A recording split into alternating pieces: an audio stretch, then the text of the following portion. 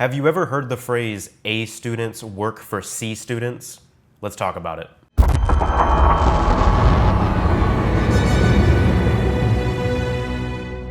Welcome back to the channel, guys, and welcome back to another video. So in this video, I'm gonna give my take on the phrase A students work for C students, okay? And I'm not entirely sure who to attribute this quote to, so forgive me, but I'm gonna give kind of my take on it. I'm gonna give kind of my opinion on what I think this quote means and why I think it can be true. I think it can be true. Obviously, there are exceptions, but I'm gonna give my reasons as to why I think that this phrase can be true in the real world, okay? So A students work for C students. When you think about that, you think of grades, you think of school. So in my opinion, when you're in school, I'm not saying grades are not important, okay? Obviously, you want to make as best grades as you can while you're in school. I'm not saying that it's just awesome to fail out or whatever. What I'm saying is, typically what I noticed is the students who were like these straight A kind of students, where it's just like they make an A on every test, they try super hard, you know what I mean? They have straight fucking A's on their report card and this and that or whatever. Typically, these were like your incredibly obedient people. You know what I mean? They were the people who were like afraid to take a risk. They were afraid to not do something, or they thought everything that the authority figures from the school system told them was just super important, and you have to just fall in line and, you know, do everything you're told. Nothing that you're ever told in school is bullshit ever, you know, just believe everything blindly and do everything to the best of your ability and stuff like this. The point is, a lot of these people were these incredibly like obedient people who just were just like blindly follow whatever the authorities say and shit like that. And I'm not saying that it's not good to make straight A's or something. I'm not saying that it's not good to make A's. Of course, if you think that's important, then that can be important, and that's probably cool. You're probably smart and shit like that. But the point is, the A student is the obedient one, not necessarily the most intelligent one, not necessarily being an A student is not necessarily going to guarantee you like certain levels of success in the real world, in other words. So, and what I noticed about C students is that the C students were typically just as capable as the A students, but they had more of a mind of their own. They could kind of decipher like, okay, what's important here? What, you know, they were more inclined to take a risk if they needed to. Like, you know, I'll kind of not do this homework assignment and I'll make up for it in this other area. And like, they kind of used their own mind more than just following the authority figure, where it's just like, oh yeah, I'm just gonna like be a robot and be like a worker, or like a worker slave, you know what I mean? And just do what I'm told and be a fucking robot and don't think for myself and just kind of, yes, do everything, do everything, do everything, do everything. If you make an A minus, your life is over. If you make a B, your life is over. Oh my goodness, you know what I mean? It is the end of the world. This sort of like just robotic worker sort of mindset from the A student. The C student was a little bit more of an independent thinker with where they chose to allocate their mental energy towards and certain things like that. So like, okay, I've got this big test coming up. I absolutely have to do good on that. And if I do good on that, that's worth more for my grade than if I just skip out on this homework assignment or whatever. And I can get through school that way and still pass and do well, you know what I mean? But at the same time, not just blindly follow whatever the authority figures tell me, not just be this obedient like worker bee kind of robot thing where I'm doing everything and I'm thinking that it's the end of the world if I miss an assignment or you know, make a B or make a C or something like that. You're kind of just, you kind of understand that like school is a situational thing, that you're here right now. You just have to kind of make your way through it any way that you can, as long as you don't fail, you know what I mean? As long as you get through it, you don't fail, you do pretty decent. That's good enough, you know what I mean, to kind of get you what you need to do well in the real world. And you're also more of a risk taker. So once you get to the real world, if you were like a C student, you're probably someone who's more like entrepreneurial. You're probably someone who's a little bit more of someone who can forge their own sort of path in the real world, much like the C student did in school, right? It was just kind of like a minefield. You're just kind of like, okay, well, I can do this and not do that, and you know, this is worth more, so I can kind of just weigh my options here on this. And you're almost more like analytical with what you're choosing to allocate your importance to or allocate your time to and things like that.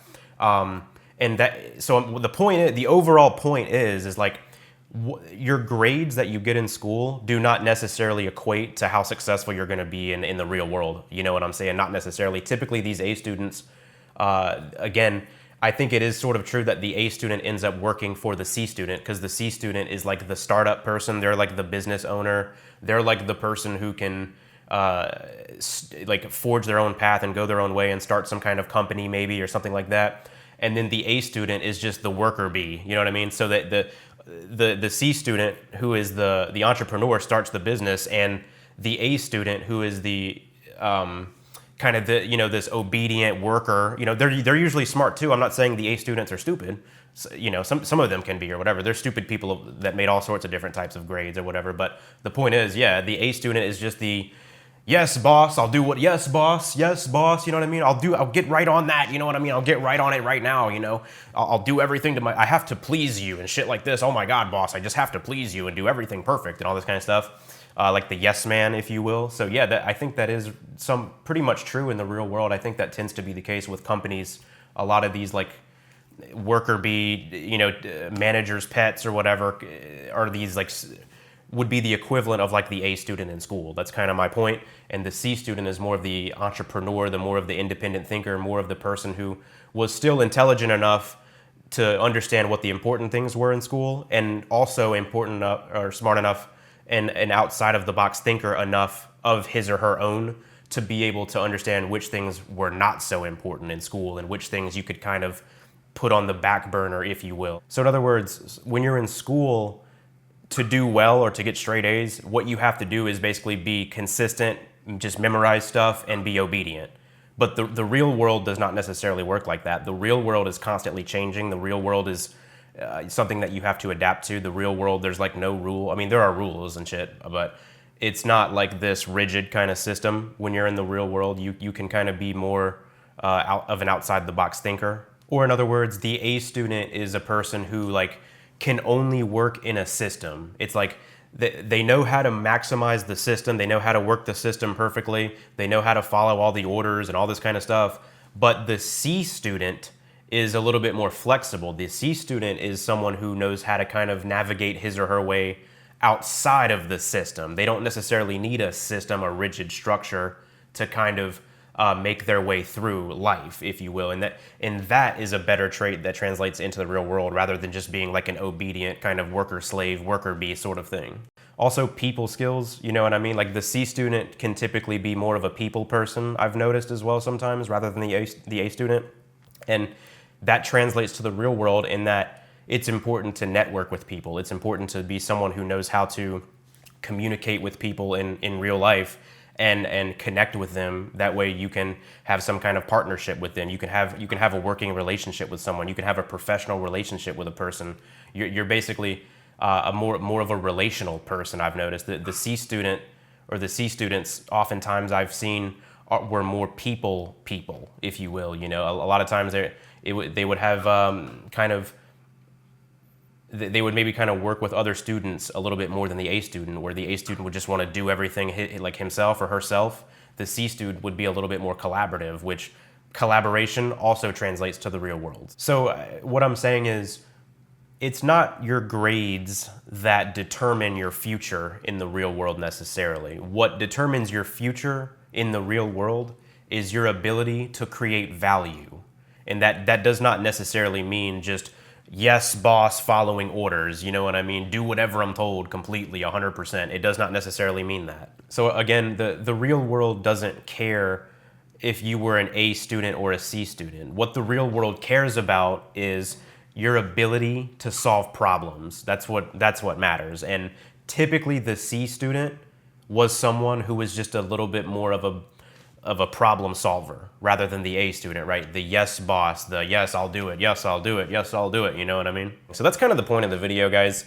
That's my take on A students work for C students. Again, I know this is not always the case. I understand that anybody can be successful no matter what your grades were in school. So I'm not saying, you know, only C students are super successful and entrepreneurs, and only A students are only these worker bees, these obedient, yes boss kind of people. It's not always the case, all right?